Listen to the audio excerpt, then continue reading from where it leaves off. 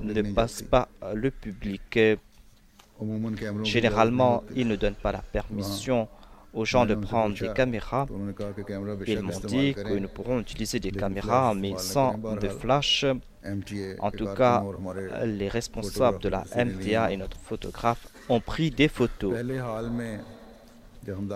Lorsque nous sommes entrés dans la première salle, ils nous ont montré sur un grand écran le SWER et il nous a aussi présenté des explications à ce propos et il nous a montré le visage, les mains et ils nous ont fait des gros plans sur ces parties du SWER.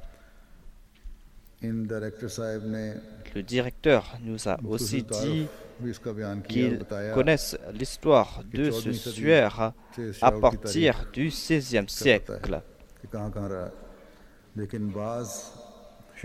Et maintenant, on commence à connaître où se trouvait ce SWER, même au 5e siècle ou à partir du 5e siècle. Il nous a fait aussi comprendre que c'est un tissu qui fait 4 mètres 42 cm de longueur et d'1 mètre 3 de largeur. On trouve sur ce tissu l'image une personne noble. Et si l'on médite sur l'histoire de ce tissu, l'on peut conclure selon lui, que c'est le visage de Jésus-Christ, c'est l'image de Jésus-Christ. Et en 1898, un photographe nommé Secondo Pia a pris la première fois la photo de ce SWER. Et cette photo qui a été prise a donné le positif de l'image du SWER. Et ainsi, on a vu le visage de cette personne. Et ensuite, ils nous ont menés dans la grande salle de cette église où les gens regardaient de près le SWER. Il y avait un grand coffre de verre dans lequel se trouvait le SWER. Le directeur nous a fait savoir qu'il y a certains gaz qui ont été utilisés afin que le SWER ne se dégrade pas.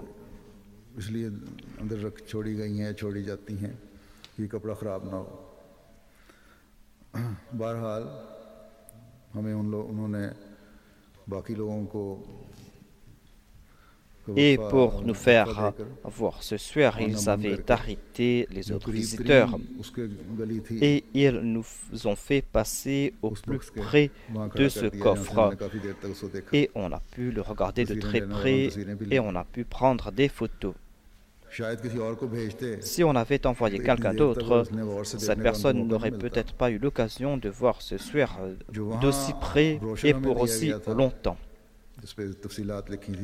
Ils nous ont aussi présenté des brochures à ce propos et ils nous ont fait savoir que grâce au pollen qu'on a retrouvé sur le SWER, l'on comprend que ce tissu se trouvait en Palestine et en Moyen-Orient.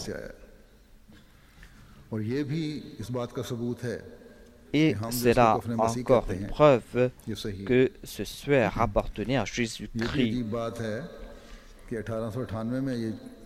On a pris la photo de ce SWER pour la première fois en 1898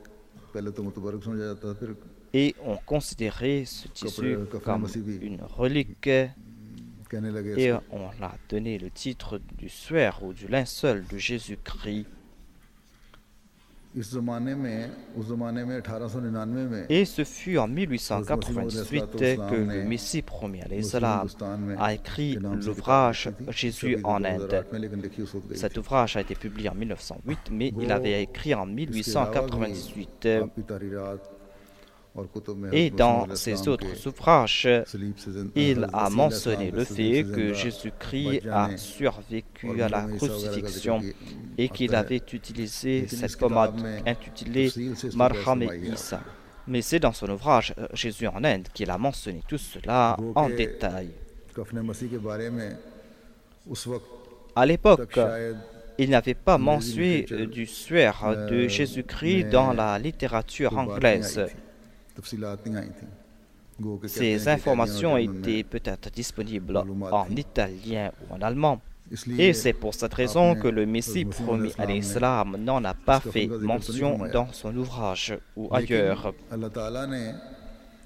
Mais Allah a dévoilé ces vérités à son époque.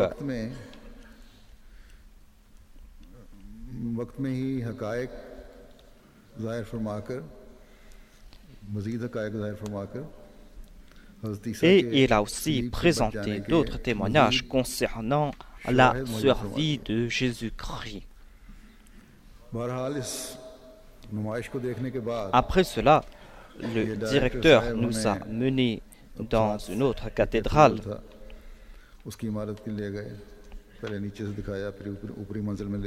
Ils nous ont fait visiter cette cathédrale et une bibliothèque qui se trouvait à l'étage supérieur.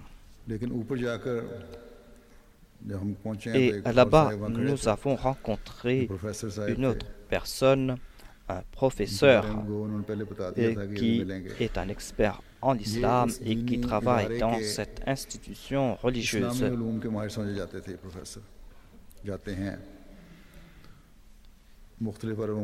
Cette personne a vécu dans plusieurs pays arabes et il a étudié dans ce pays. Et nous sommes partis dans une salle où on a parlé longuement. Et nous nous ont accueillis avec grand respect.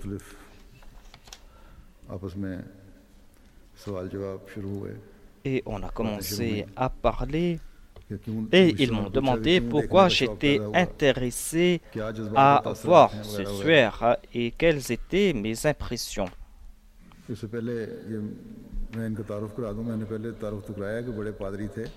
Le directeur de cette exposition est aussi le président du comité concernant le suaire de Turin.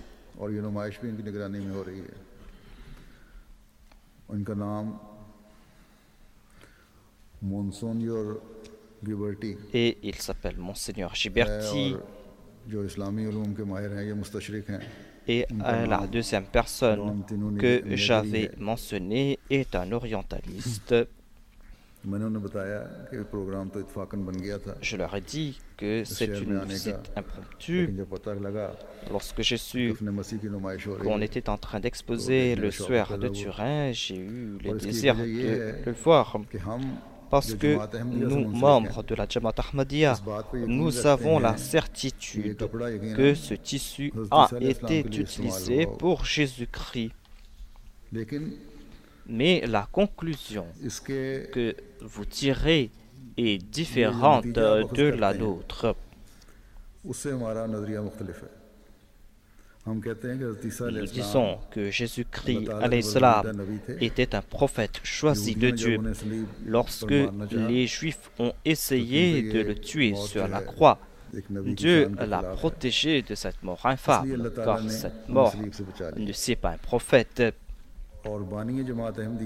Et le fondateur de la Jamaat Ahmadiyya a prouvé que Jésus-Christ est descendu vivant de la croix et qu'il a survécu au crucifixion.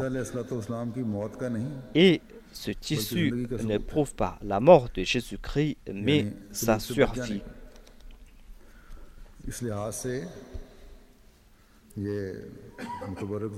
Et certainement, ce tissu est béni, mais il y a cette différence dans notre point de vue.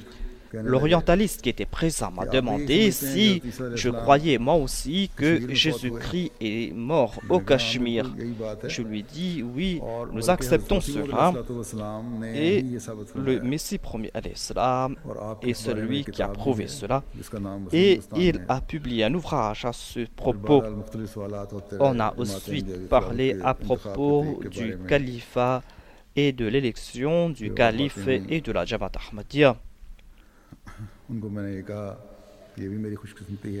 Je leur ai dit que je suis chanceux d'avoir pu voir ce suaire et